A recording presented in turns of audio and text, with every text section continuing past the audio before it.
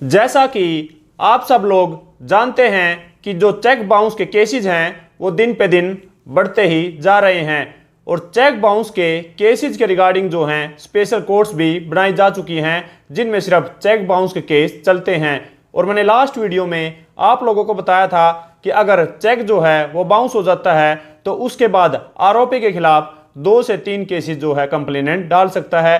लेकिन एक सवाल कोर्ट के पास ये भी आया कि अगर चेक बाउंस का जो केस है वो मजिस्ट्रेट के पास चल गया है तो क्या चेक बाउंस के केस को जो है वो पुलिस स्टेशन में भेजा जा सकता है या फिर उसकी इन्वेस्टिगेशन जो है वो पुलिस स्टेशन में करवाई जा सकती है या फिर नहीं। सो फ्रेंड्स, जानेंगे आज की इस वीडियो में इस सवाल का जवाब। मैं हूं एडवोकेट मोहित और आप देख रहे हैं हमारा चैनल मोहित सिंह रूरल। अगर आपने इस चैनल को अभी तक सब्सक्राइब नहीं किया तो चैनल को सब्सक्राइब कर लीजिए क्योंकि चेक से रिलेटेड बहुत ही बढ़िया कंटेंट इस चैनल पे आने वाला है। सो फ्रेंड्स, बिना किसी देरी के चलिए वीडियो शुरू करते हैं।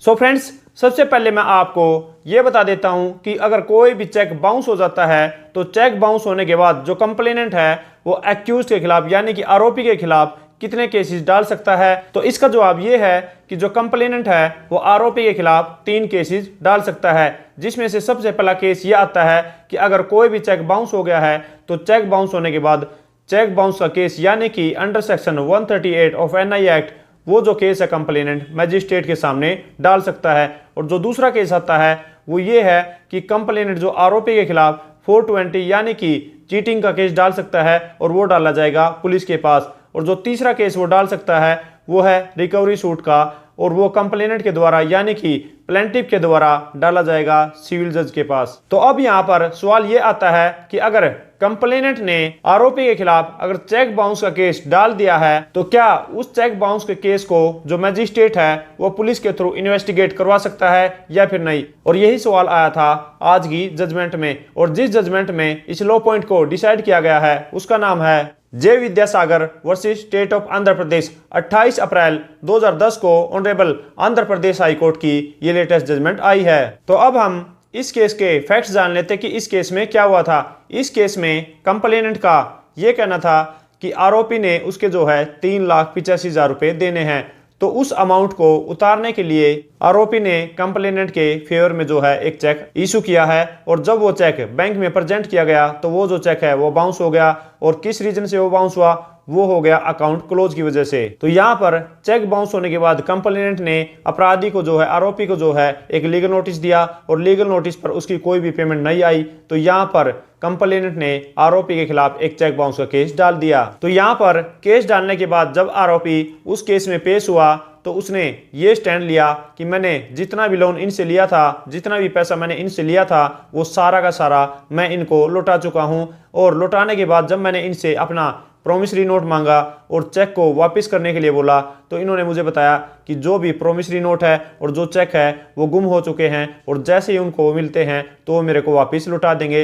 लेकिन इन्होंने आज तक कोई भी चेक और ना ही मेरा जो प्रोमिसरी नोट है उसको लौटाया है। तो यहाँ पर कंप्लेनेंट की बात सुनने के बाद और एक्यूज्ड की बात सुनने के बाद जो है मजिस्ट्रेट ने ये जो मैटर है वो इन्वेस्टिगेशन के लिए भेज दिया पुलिस के पास। तो यहाँ पर इस ऑर्डर से एग्रीड होकर जो एक्यूज्ड है वो गया honourable Andhra Pradesh high court के पास कि जो भी मेरे खिलाफ प्रोसीडिंग्स शुरू की गई हैं उनको जो है वो क्वेश किया जाए। तो यहाँ पर honourable Andhra Pradesh high court के पास दोनों पार्टीज की तरफ से काफ़ी सारे आर्गुमेंट हुए और एक्यूज्ड पिटिशनर की तरफ से ये आर्गुमेंट थे कि मैंने जो भी लोन अमाउंट इनसे लिया था वो सारा का सारा मैं इनको लौटा चुका हूँ और इन्होंने जो है मेरे प्रोमिसरी नोट और जो चेक है वो वापस नहीं दिए हैं। इन्होंने मुझे बोला था कि वो मिसप्लेस हो गए हैं तो जैसे ही वो मिलते हैं हम आपको लौटा देंगे, लेकिन इन्होंने आज तक मेरे डॉक्यूमेंट्स जो हैं वो वापस नहीं दिए हैं, इवन कि मैं सारा का सारा लोन जो है वो लौटा चुका हूँ। और ये जो मैटर मजिस्ट्रेट के द्वारा पुलिस के पास इन्वेस्टिगेशन के लिए भेजा गया है तो इसको यहाँ पर क्वेश किया जाए।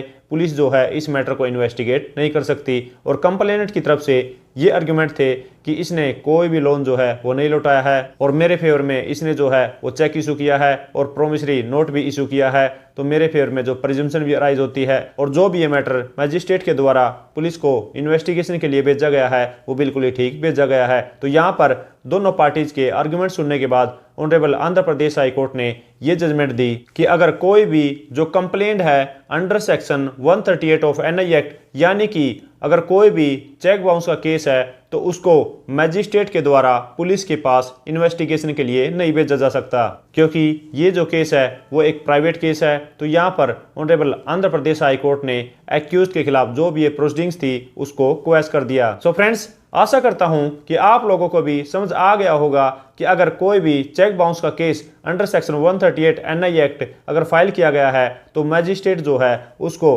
पुलिस के पास इन्वेस्टिगेशन के लिए नहीं भेज सकता। और ये भी आशा करता हूं कि आप लोगों को इस वीडियो से, इस जजमेंट से कुछ ना कुछ सीखने को मिला होगा। और अगर ये वीडियो आपको अच्छी लगी तो लाइक कीजिए, शेयर कीजिए।